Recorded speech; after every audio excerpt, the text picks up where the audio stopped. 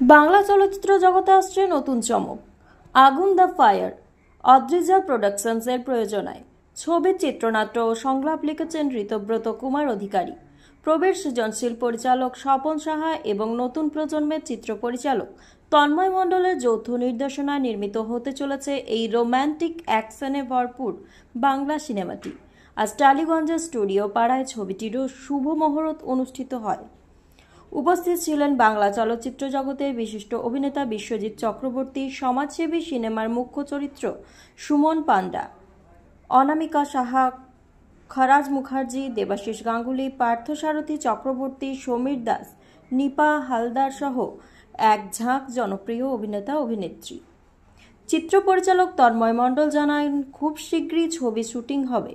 পশ্চিমবঙ্গ, সিকিম, ঝাড়খণ্ড ও ওড়িশা সহ বিভিন্ন মনোরম লোকেশনে শুটিং হওয়ার পরিকল্পনা রয়েছে। প্রযোজক সংস্থার তরফ থেকে জানানো হচ্ছে, চলতি বছরে দুর্গাপুজোর আগে আগুন দ্য ফায়ার সিনেমাটির প্রেক্ষাগৃহে মুক্তি পাবে। বাংলা ছবির দর্শকদের জন্য এটি একটি নতুন আকর্ষণ হয়ে উঠবে তা বলাই বাহুল্য। আমরা একটি ছবি করতে চলেছি, ছবির নাম আগুন দ্য ফায়ার। এই ছবির পরিচালনা করছেন আমাদের বহু পরিচিত তন্ময় মণ্ডল এবং ওভারঅল তত্ত্বাবধানে থাকবেন বিখ্যাত স্বপন সাহা। এক ঝাঁক তারকা নিয়ে এই ছবি হচ্ছে। কে নেই?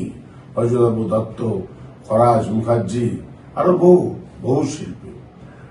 আমাদের এই ছবির মহরত তার শুভকামনা জানাই। এই অক্ষয় তৃতীয়ার শুভ মুহূর্তে শুভ অনুষ্ঠান হলো একটা বাংলা ছবির মহরত করে।